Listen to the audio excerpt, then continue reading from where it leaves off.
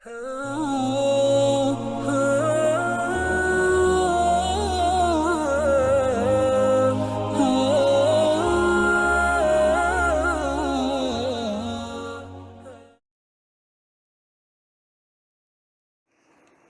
علیکم ورحمۃ اللہ وبرکاتہ۔ الحمدللہ رب العالمین والصلاة والسلام علی خاتم الانبیاء والامام المرسلین، اما بعد، اعوذ باللہ من الشیطان الرجیم، بسم اللہ الرحمن الرحیم، رب اشرح لی صدری ویسر لی امری واحلل عقدۃ من لسانی یفقہوا قولی۔ اللہ کی توفیق سے اور رحمت سے آج ہم آیت الکرسی پڑھیں گے۔ لفظی ترجمہ دیکھیں۔ اللہ، اللہ، لا نہیں، الہ کوئی الہ، الا مگر، ہوا وہی، الحی زندہ ہے، القیوم قائم رکھنے والا ہے، لا تأخذہ نہیں پکڑتی اسے، سنتوں اونگ، ولا اور نہ، نوم نیند، لہو اس کے لیے ہے، ما جو کچھ، فی السماواتی آسمانوں میں ہے، وما اور جو کچھ، فی الارض زمین میں ہے، من کون ہے، ذا الذی وہ جو، یشفع سفارش کرے، عندہ اس کے پاس، الا مگر، بِإِذْنِہ اس کے اذن سے،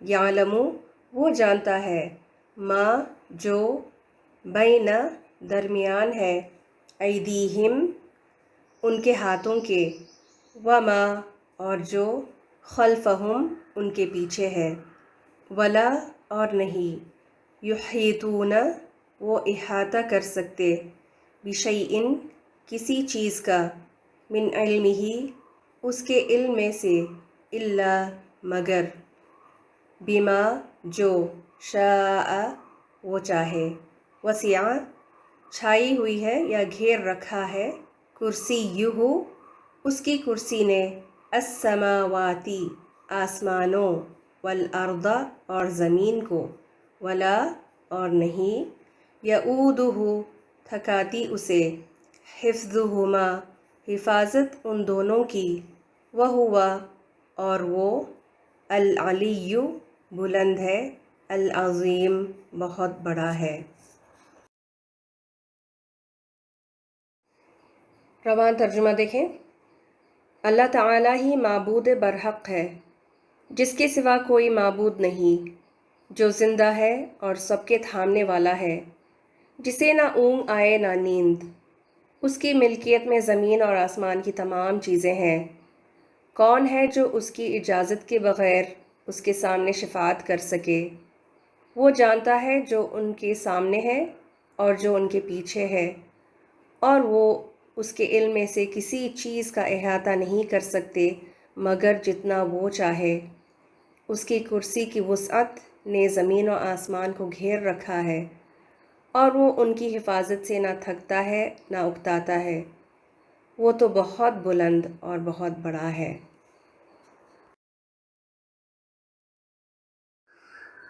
آئیے دیکھتے ہیں آیت الکرسی کی فضیلت کتنی ہے، اور اس کے لحاظ سے بہت ساری احادیث درج ہیں، تو ان میں سے چند ایک سنا دیتی ہوں۔ آیت الکرسی یہ قرآن مجید کی تمام آیتوں میں سے سب سے عظیم، سب سے اعلیٰ اور افضل آیت ہے۔ کیوں؟ کیونکہ اس میں اللہ کا تعارف ہے، اللہ کی پہچان کرائی گئی۔ جو کوئی خدائی کا دعویٰ کرے اس کو ان ساری صفات پر جو آیت الکرسی میں بیان ہوئی ہیں اس معیار پر جانچ لینا چاہیے، کیونکہ حقیقی الہ وہی ہو سکتا ہے جس میں یہ ساری کی ساری خوبیاں، یہ ساری کی ساری صفات ہوں۔ ترمذی کی روایت میں آتا ہے کہ جو ابو ہریرہ سے روایت ہے کہ نبی اکرم صلی اللہ علیہ وسلم نے فرمایا کہ ہر چیز کا کوہان اور بلندی ہے، اور قرآن حکیم کی بلندی سورہ البقرہ ہے، اس میں آیت الکرسی تمام آیتوں کی سردار ہے۔ دوسری روایت میں آتا ہے، ابی بن کعب رضی اللہ عنہ سے روایت ہے کہ نبی صلی اللہ علیہ وسلم نے فرمایا، اے ابو المنذر، یہ ابی بن کعب رضی اللہ عنہ کا ان کی کنیت تھی، تو ان کا ٹائٹل تھا یہ۔ اللہ کی کتاب میں تمہارے پاس سب سے افضل آیت کون سی ہے؟ عرض کیا اللہ اور اس کے رسول زیادہ جانتے ہیں، خوب جانتے ہیں۔ آپ صلی اللہ علیہ وسلم نے فرمایا، اے ابو المنذر، اللہ کی کتاب کی آیت میں کون سی آیت تمہارے پاس سب سے بڑی ہے؟ انہوں نے عرض کیا، اللہ لا الہ الا هو الحی القیوم۔ تو آپ صلی اللہ علیہ وسلم میرے سینے پر ہاتھ مارا اور فرمایا، ابو المنذر، تمہیں تمہارا علم مبارک ہو۔ اس میں دیکھیں کہ سب سے بڑی کا مطلب یہ نہیں کہ سب سے طویل یا لینتھی آیت جو ہے، وہ تو آیت دین ہے جو سورۃ البقرہ کی ہی آیت ہے، لیکن یہ سب سے بلند اور سب سے زیادہ فضیلت والی آیت جو ہے نا، یہ آیت الکرسی ہی ہے۔ اگلی حدیث میرا خیال ہے آپ سب کو معلوم ہی ہوگی، پھر بھی یاد دہانی کے طور پر میں آپ کو سنا دیتی ہوں۔ جو شخص ہر فرض نماز کے بعد آیت الکرسی پڑھ لے، اسے جنت میں جانے سے کوئی چیز نہیں روکے گی سوائے موت کے۔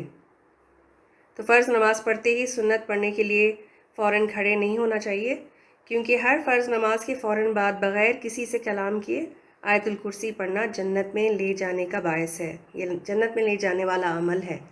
تو جیسے ہی فرض نماز ختم ہو تو پھر اس میں آیت الکرسی پڑھ لینا چاہیے، کیونکہ جنت اور اس بندے کے درمیان کوئی چیز حائل نہیں ہو سکتی سوائے موت کے۔ مطلب وہ جنت میں پہنچ گیا بندہ، لیکن کیا چیز اس کو روکتی ہے جنت میں جانے سے؟ اس کی موت۔ جب اس کی موت واقع ہو جائے گی تو پھر وہ جنت میں داخل ہو جائے گا۔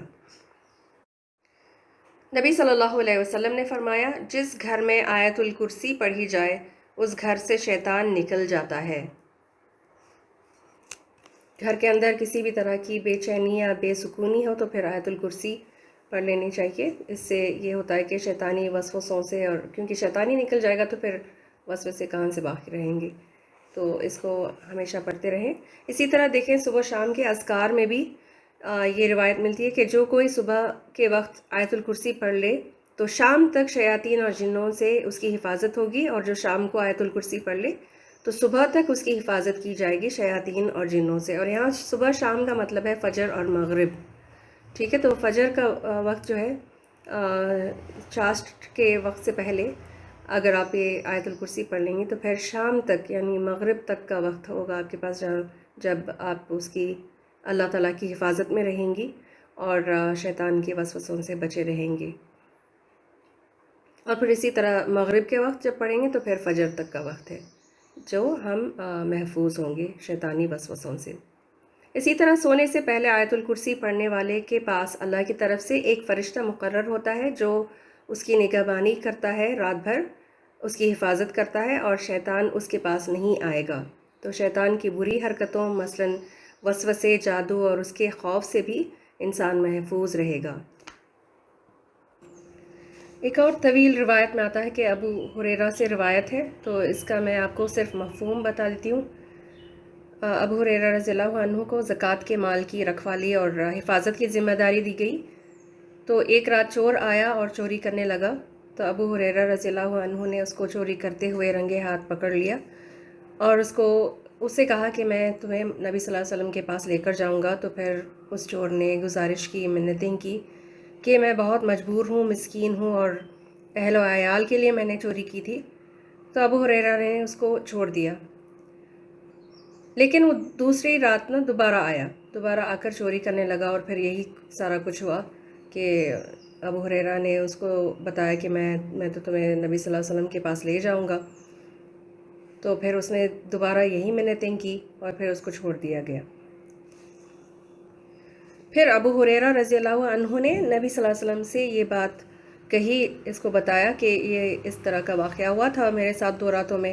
تو آپ صلی اللہ علیہ وسلم نے فرمایا کہ وہ آج بھی آئے گا جیسے پہلے 2 دفعہ آیا ہے، اور آپ صلی اللہ علیہ وسلم نے ابو ہریرہ کو آگاہ کر دیا تھا۔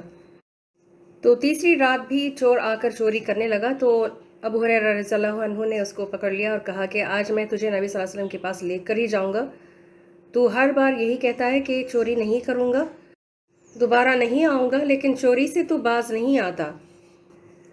تو اس چور نے اس دفعہ ابو ہریرہ سے کہا، میں تمہیں ایسی آیت بتاتا ہوں جس کو پڑھنے کے بعد تمہارا مال محفوظ ہوگا اور کوئی چوری کر نہیں سکے گا۔ تو ابو ہریرہ رضی اللہ عنہ نے علم کی حرص میں اور اس کے خاطر جاننے کے لیے اس کو چھوڑ دیا، اور اس چور نے انہیں بتایا کہ آیت الکرسی پڑھ لیا کرو، تمہاری حفاظت کی جائے گی۔ جب ابو ہریرہ رضی اللہ عنہ نے یہ بات نبی صلی اللہ علیہ وسلم کو بات بتائی تو آپ صلی اللہ علیہ وسلم نے فرمایا وہ بہت جھوٹا ہے، لیکن یہ بات جو اس نے بتائی ہے نا یہ بہت سچی ہے، اس نے سچ کہا۔ پھر آپ صلی اللہ علیہ وسلم نے ابو ہریرہ رضی اللہ عنہ سے پوچھا، کیا تو جانتا ہے کہ 3 راتوں سے جو تیرے پاس آتا رہا ہے وہ کون تھا؟ وہ چور کون ہے؟ فرمایا وہ شیطان تھا جو انسانی شکل میں پیش ہوتا رہا ہے۔ اس سے یہ بات پتہ چلتی ہے کہ آیت الکرسی پڑھ لینے سے مال یا سامان کو چوری ہونے سے بھی اور دیگر نقصانات سے حفاظت ملتی ہے۔ تو بہتر ہے کہ کسی بھی ٹوٹکے ٹونے تعویذ پلیتن وغیرہ کرنے سے بہتر ہے کہ آیت الکرسی کو پڑھ لیا جائے۔